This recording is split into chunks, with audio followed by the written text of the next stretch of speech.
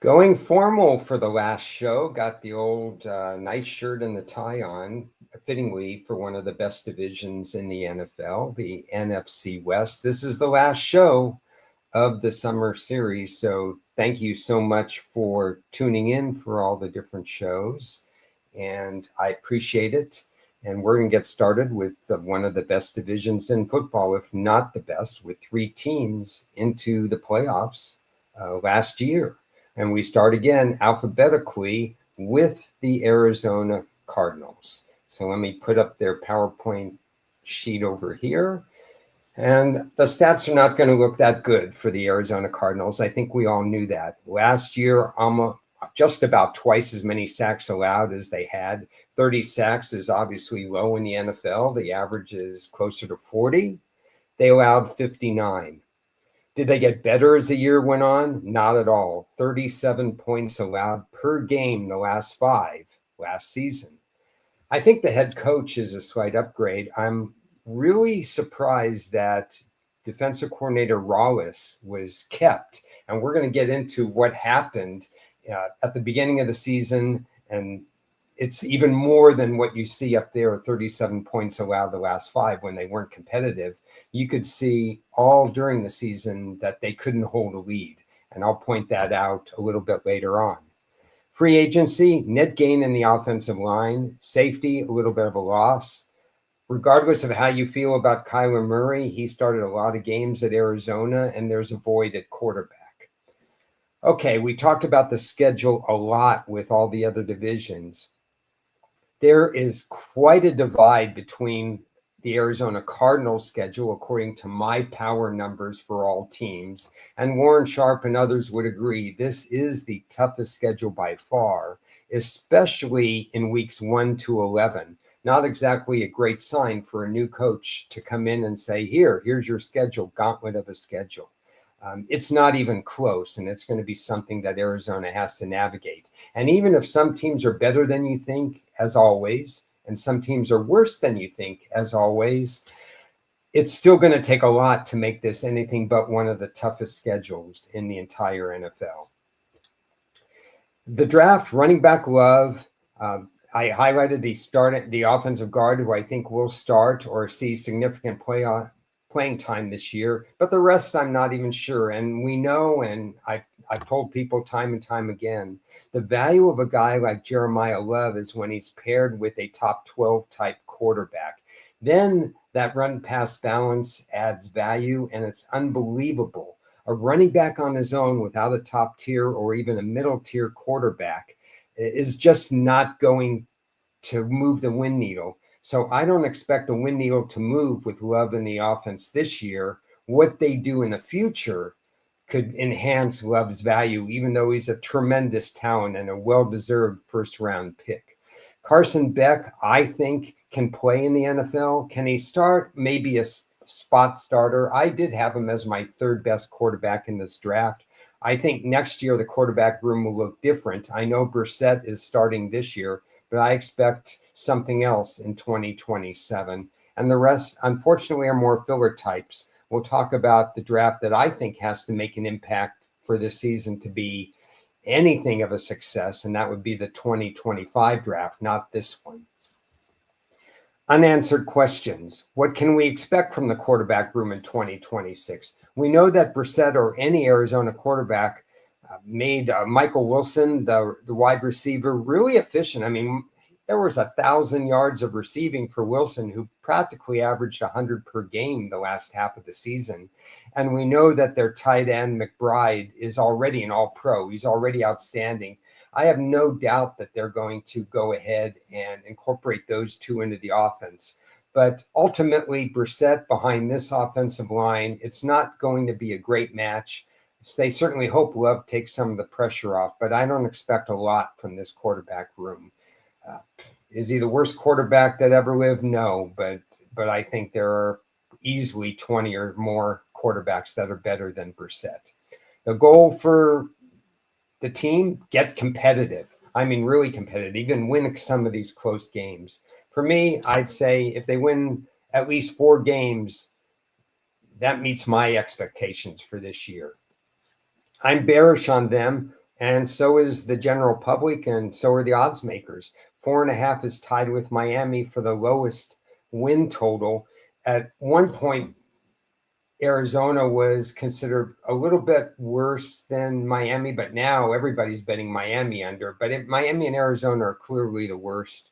My power rating is 18, which is last in the NFL. So they're starting 32nd as far as my team goes. Too many negatives. I can't believe the defensive coordinator was rehired by the new staff. The sack ratio isn't going to improve night and day in 1 year. And the quarterback play is not in my top 20. Let me read to you the meltdowns that happened last year where Arizona was thought to be, you have to switch back to 12 months from now. Arizona was thought to be a contender. Their win total was high enough that some people were predicting playoffs. And here's what happened, mostly defensively, in the fourth quarter of 7 different games. They led the 49ers with 3 minutes to go, 15-13. They lost 16-15. They were tied with the Seahawks 20-20. Seattle kicked a field goal with under a half minute to go to win that one 23-20. They led the Tennessee Titans, not exactly the best team in football, 21-3, and also led them 21-19 pretty late, under 5 minutes to go in the fourth quarter before losing that game by 2 points. They led the Colts with under 10 minutes to go, 27-24, lost that game. Led the Packers with under 10 minutes to go, 23-20, lost that game. Led the Jaguars 21-17, ended up being tied going to overtime, lost that game to the Jaguars in overtime. They came back to make a game of it against Tampa. They didn't lead against Tampa. They were down 20-17 with 5 minutes to go, lost 20-17. They also led Atlanta in the first half, 13-3. Then they were behind. Then they came back, got on, lost the game by 7.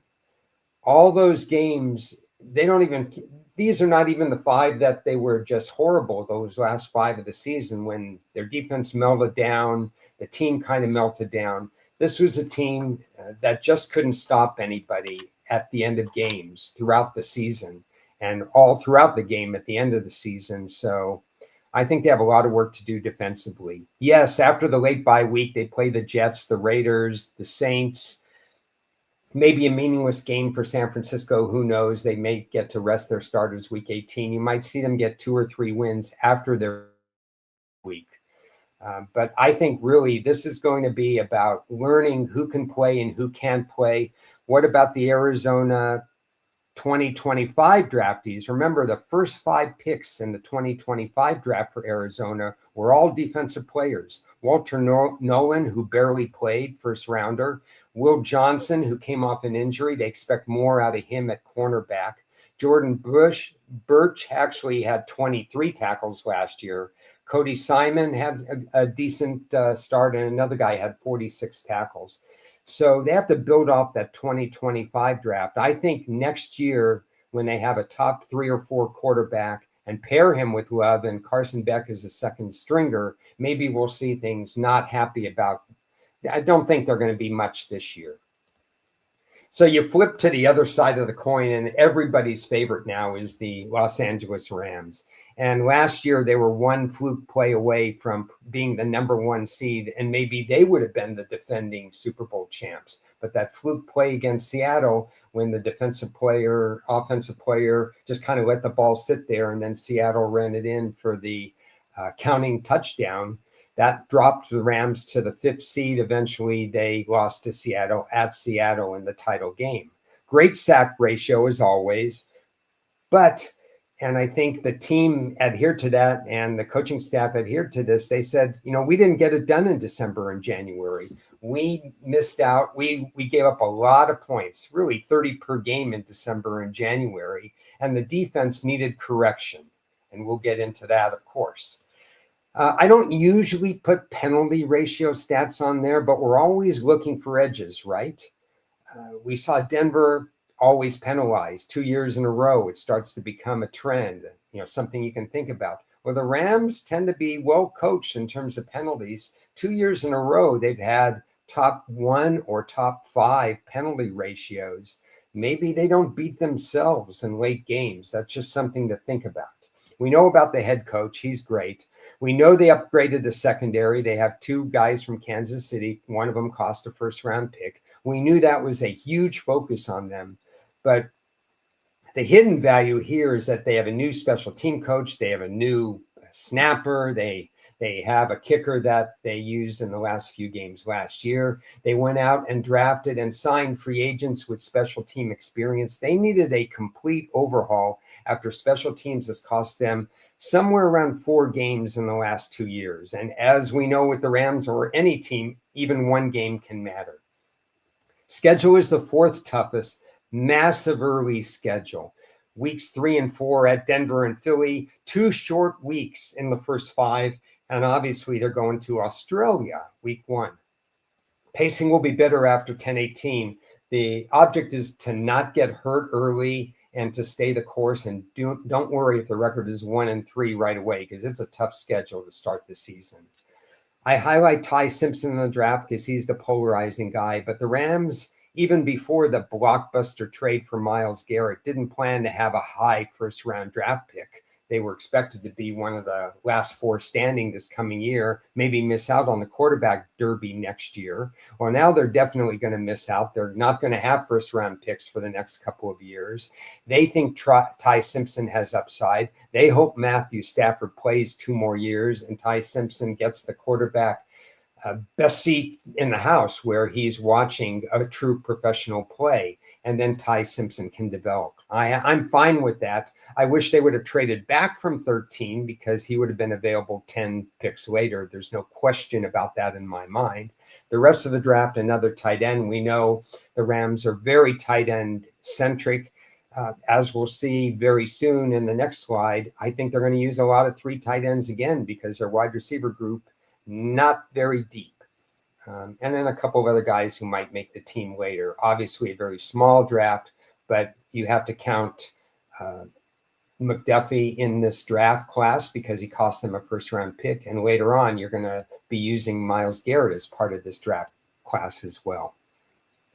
I think Stafford makes the offensive line better. I think there are issues along the offensive line. There's also a possible suspension. We don't know if that's going to happen or not with one of the players. But Stafford, with his quick release and so on, he just makes them better. If he goes out, there will be sacks against them. Wide receiver 3 unit. I wrote down the potential at wide receiver 3. Jordan Whittingham or Kenyatta Mumfield. I think the Rams should have done something about this in the draft and or free agency, and they didn't. They obviously have 2 really good wide receivers, but they don't have the 3rd wide receiver. That's why you're going to see 3 tight ends at times in formation for the Rams, and a lot of times you're going to see 2. How about safety? You have Cam Curl and Cameron Kitchens as your top 2. You know, that's okay.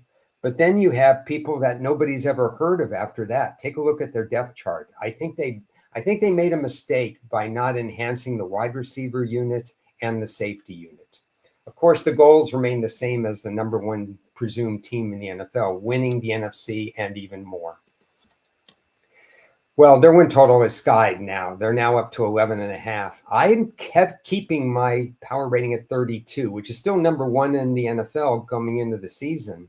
But I'm not jumping it up because the Rams traditionally lock the gates on anybody who's going to be starting week 1 in the NFL, meaning that you won't see any of the starters actually play a snap in the preseason. And we've seen the Rams, they've been lucky a couple times. They play other teams that have not played their starters much in the preseason. There's about 12 to 14 teams that are starting to do what the Rams do. But the Rams typically have not been fast out of the gate in that game 1. So this power ratings are a snapshot of where you are in game 1. And so I'm leaving it still the highest in the league at 32. We saw this backfire with Philadelphia and Washington last year. They said, hey, we got these great divisional games in 2025, Philly and Washington. Well, by that time, Washington was a show of itself without their quarterback. Hopefully these matchups with Seattle are meaningful come week 16 and week 18. They're the team to beat, obviously, if Stafford stays healthy. Looking at comments, don't have any comments, but feel free to go ahead and add some comments if you're watching live, and I'll review them again at the end of the show, because now I'm going to go on with the next team in the rotation, and that'll be the San Francisco 49ers. Kind of a weird year for the 49ers with the fourth place schedule. They won a lot of games. They actually had a chance to be the number one seed. People forget that they hosted Seattle week 18. If they win that game, San Francisco is the number one seed. They did lose that game. They couldn't score against that vaunted Seattle defense. And there were some problems with San Francisco, even though they had a few sacks late. 20 defensive sacks was last in the NFL. They had 16, I think, going into the last week. That means they had 1 sack per game. I'm not used to seeing that kind of stat from a San Francisco 49er team that builds from the inside on out. They've always paid attention to the offensive and defensive lines. Unfortunately, that sack ratio made it clear that the defensive backfield, they'd have to cover a little bit longer. I'm used to, unfortunately, San Francisco not replenishing their defensive backfield as much as I would like them to see. So we often see 65, 66% allowed. Now they're allowing almost 7 out of every 10 passes to be completed. And that could hurt you. That means close games. They could lose a lead late in games, and it ended up costing them once or twice this past season. Christian McCaffrey did a little bit better at the end of the year. He was certainly a workhorse, and he certainly can do a lot of things. He's more dangerous catching passes out of the backfield. But we're not used to a 3.8 yards per carry team total. Hopefully 1 year removed from the issues that he had in 2024, McCaffrey can improve his yards per carry, and the team can improve their yards per carry. Another strange stat from San Francisco. It was just a strange year for the stats. I don't think we had that Brock Purdy and the San Francisco defense, that combination would have a -10 interception ratio. That helps for this year because I expect a flat interception ratio. Purdy sometimes throws interceptions in clusters, but he also goes games where he's in rhythm. I would expect that ratio to be about 0, which would save 35 points. That's a good news nugget for San Francisco. Their kickers, 22 out of 33, not good enough. Obviously, they have a strong head coach. They had to replace their defensive coordinator again because he got in. San Francisco defensive coordinators tend to get head coaching jobs. I'm not a big fan of Raheem Morris as a defensive coordinator. So my advice, chart what's going on with Raheem Morris. See whether or not he's going to be a liability. Maybe he adds pass pressure, but maybe they give up splash plays. Really take into account what might happen. Good schedule early in the year in that they're only leaving the West Coast once until we get to the second half of the season. But after that, they're going to play all their divisional rivals. They're going to go to the Chargers. Then they're going to go to the Chiefs. So the schedule ramps up at the end. Maybe they can be ready earlier. This is their draft. I highlighted nobody. This is the only team of 32. You won't see any beige or brown markings on here because Kyle Shanahan and company butchered the draft. There's no other way to put it. They drafted all these guys too early. I like Stribling. I liked him as a 3rd rounder. I like the Texas Tech edge rusher. I liked him later in the 3rd, in the 4th. Nobody liked Black with his time, speed, and everything anywhere close to the 5th or 6th or even 7th round. Most of these other guys were considered late round picks or free agents. I know San Francisco does this year after year after year, and I know they have great coaching and they script plays and they win a lot of games, but they're not winning the Super Bowl and they're not getting to the Super Bowl as often as they could, considering that they actually tend to draft 9 or 10 players per year. There's strength in numbers, so if they miss on 2 or 3, they still have a chance to get some value out of the draft. But this is an example of a long-running feud that I have and other draft analysts have with how they evaluate the draft class. This was tied for last in the NFL with many people's draft class, including mine. Unanswered questions. I have 4 now instead of 3. One is, what's the wide receiver rotation? We saw Jennings. He's now in Minnesota. We also know that that Brandon Ayuk thing is as strange as they come. We doubt that he's going to be playing for San Francisco or anybody. Will the pass rush improve under Raheem Morris? Well, it needs to improve. And how that happens, look at the 2025 draft class. Now, this wasn't their worst draft class. This was a potentially decent draft class. Like Arizona, their first 5 picks were all defensive picks. Mikael Williams, who barely played last year, suffered through some injuries. He's expected to do better this year. Alfred Collins, overdrafted, but still considered a decent player that could contribute in the rotation in the NFL. Nick Martin played only 7 games. Upton Stout, who I actually liked, had 82 tackles. He's a cornerback. And CJ West and then another safety who contributed also later. If these guys can take the next step in year 2, that would be a plus, because I don't think you're going to hear much from the year 1 wide receivers, even though they're talking up Stribling, and he'll get a great chance to operate. I think he can catch 30, 35 passes, but better wide receivers were available at his draft slot. The fourth thing I would add is, obviously we have news that Kyle Shanahan was in a serious injury. He has concussions that have not gone away. He almost lost his eye. That's what's been reported. He's going to be at these practices. He was at the first practice for 30 minutes. How that develops and how much he can contribute and how much, that will impact their preparation going into the season. From a personal standpoint, hopefully it won't. Hopefully he'll be back to 100% in no time at all. But, keep an eye on it just a little bit. Our prayers go out to a speedy recovery for him. The team thinks it can win another 12 games. They get Warner back. They get Kittle back. Maybe not Warner at full strength week 1. I'm not sure about Kittle week 1. We do know that there's a lot of talent on this team. Maybe 1 year they could get away from that injury bug. Hopefully. I think 12 wins is unrealistic, but a good goal for them is be in the playoffs before week 18, and maybe Arizona gets a good win week 18 because San Francisco's resting their starters, something like that. We'll see about that. Comfortably making the playoffs would be a good goal for me. 10.5 is their win total. In general, I'm a little bearish on this. I want to go back to the Rams just for a second. We all know that their win total is high, and a lot of people are picking them for the Super Bowl. But if you want to actually bet the Rams, know that they could have a bad start the first 4 weeks of the season with all these road games and 2 short 6-day turnaround times. If you want to bet the Rams, if you like the Rams, you're going to get better value, I think, right before or right after October 18th. That's something I forgot to mention with the Rams. With San Francisco, I'm a little bearish on them. You're not going to get any value under 10.5 if they lose game 1 in Australia against the Rams. But, that's close to a toss-up game. You never know what's going to happen thousands of miles away. The other problem I have with San Francisco is their record really wasn't as good as what the metrics said there. They got the 4th place schedule. I showed you the pass defense, the 20 sacks, and so on and so forth.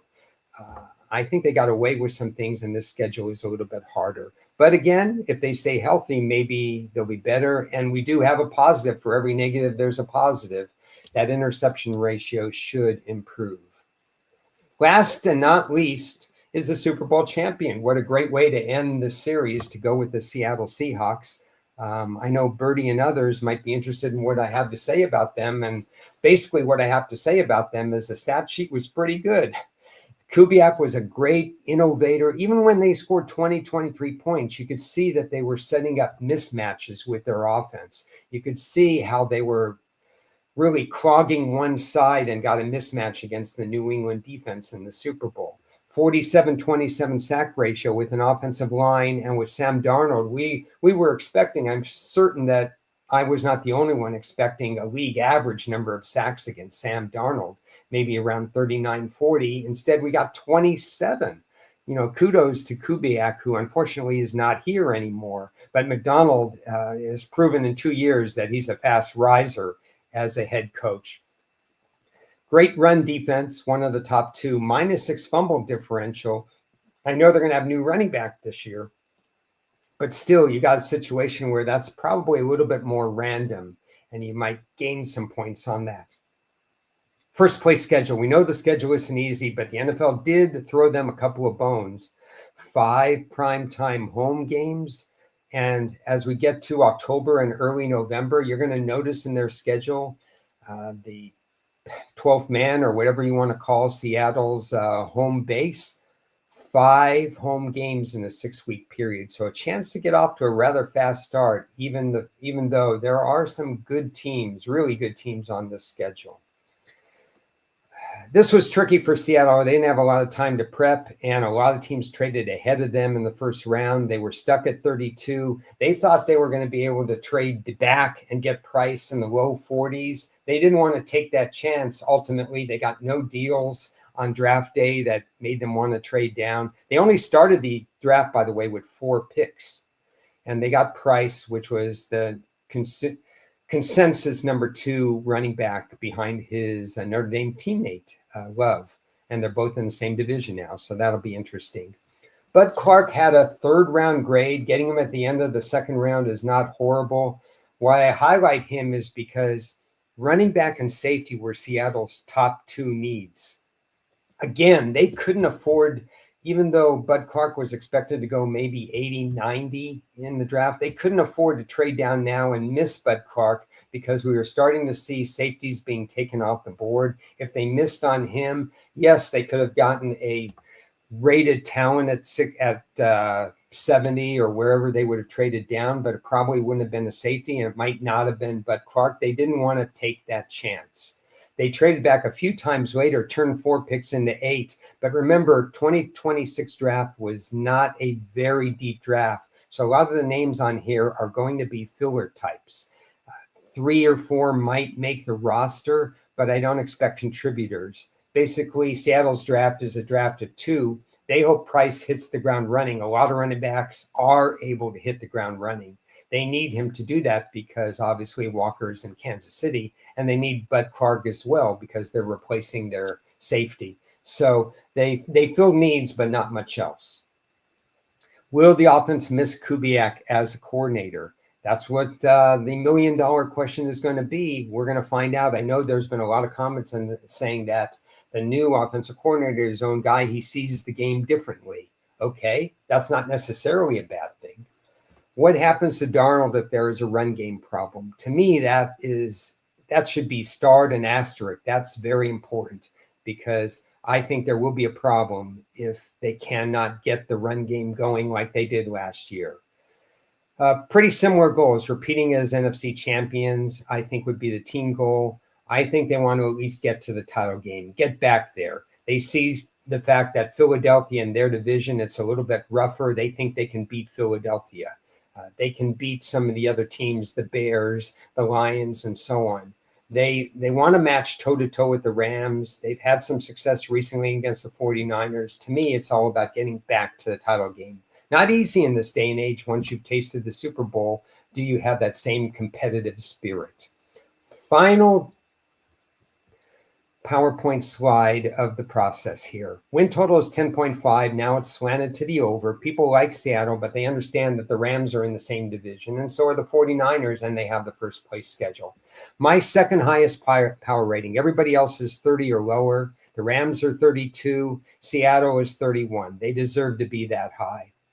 They did fall away in the offseason because they just had a shorter time. The Super Bowl was played later and later every year. They get to do that.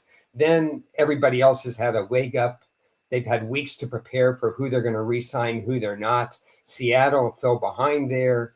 They got to the draft a little bit later. I know they have scouts doing that, but the meat and potatoes of who's making the decisions, they were concentrating on the Super Bowl. I think both in free agency and the draft. We see this all the time. We saw it with Tampa Bay when they won the Super Bowl. This is not a one-time occurrence. Seattle just got behind the 8 ball, and the Super Bowl next year is going to be February 14th. Whoever is in that game and wins that game, wins or loses that game, they're going to be later as well, because the combine will be 3 weeks away. I do have a genuine run game worry. Although I'm not recommending betting under by any means with McDonald as coach, Kubiak's gone. There are some flaws in the thing, but I think we'll see a turnover spike by Darnold if the run D doesn't get going. So that's my chart. That's my recommendation for people, is that if you see the fact that the run game is not living up to even close to the standards of last year, if they miss Kubiak, if that scheme is not producing the yards per carry and they're going to have to rely on the pass more, I do think Seattle will be more vulnerable when they play the tougher foes on their schedule. So that's all I have. In terms of where you can find my stuff, all my previews can be found right there. You can copy and paste that, or on X, you could follow me on X. You can subscribe to the channel, all that stuff. Basically, if you're at the 8th show, hopefully you've watched a few of the others, and hopefully you've enjoyed them. I know it's fun to put these together.